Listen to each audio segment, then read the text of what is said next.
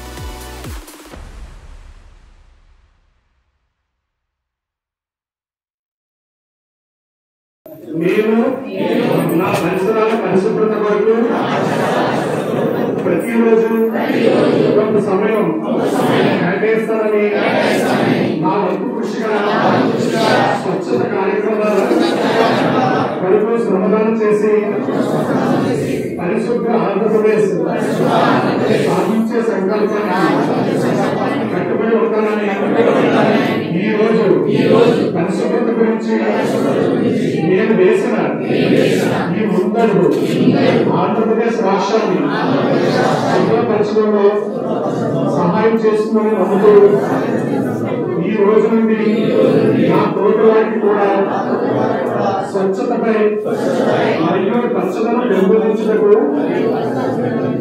అలాగే గ్రీన్ ఎనర్జీపై అవగాహన కల్పించే దిశగా ప్రయత్నిస్తానని, మన ఆంధ్రప్రదేశ్ స్వచ్ఛాంధ్రప్రదేశ్ గా తీర్చిదిద్దేటకు నా వంటి కృషి చేస్తానని ప్రమాణం చేస్తున్నాను. జై స్వర్ణాంధ్ర, జై స్వచ్ఛాంధ్ర. మన కూటమి ప్రభుత్వం గౌరవనీయ ముఖ్యమంత్రి గారు శ్రీ నారా చంద్రబాబు నాయుడు గారు చేపట్టిన మహిళల గురించి చేపట్టిన ప్రత్యేక కార్యక్రమం ఈ ఉచిత శిక్షణ కార్యక్రమం, టైలరింగ్ ఉచిత శిక్షణ కార్యక్రమం. మీ అందరికీ తెలుసు, మన గౌరవ ముఖ్యమంత్రి వర్యులు మహిళా పక్షపాతి అని చెప్పేసి వాళ్ళ జీవితంలో అప్స్కేల్ అవ్వాలని, ఎదగాలని చెప్పి ఎన్నో ప్రయత్నాలు చేస్తూ ఉంటారు. ఆ ప్రయత్నాల్లో ఇదొకటి. మీరందరూ కూడా ఈ పనులు అప్పుడే 9కి అయిపోతాయి కాబట్టి పిల్లలందరినీ ఇంటికి స్కూల్కి పంపించేసి మీరందరూ ఇక్కడ చక్కగా మీకు శిక్షణ తీసుకుంటారని ఆశిస్తున్నాను. అలాగే ఇప్పటి వరకు దాదాపు 120 మంది రిజిస్టర్ అయ్యారట.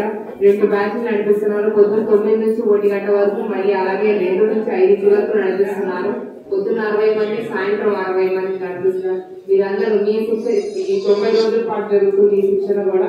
మీరందరూ ఈ శిక్షణ తీసుకొని మీ తోటి వారికి కూడా చెప్పి ఈ ప్రోగ్రామ్ చాలా బాగుంది, మన జీవితాన్ని మనమందరం మన కుటుంబానికి ఒక సహాయంగా ఉందామని చెప్పేసి మీరందరూ కూడా మీ తోటి వారికి చెప్పండి, శిక్షణ తీసుకోమని చెప్పి. మనందరికీ తెలుసు, ఆడవాళ్ళుగా ప్రత్యేకంగా ఆడవాళ్ళకి తెలుసు టైలర్ ఎంత ఇంపార్టెంట్ మనకి.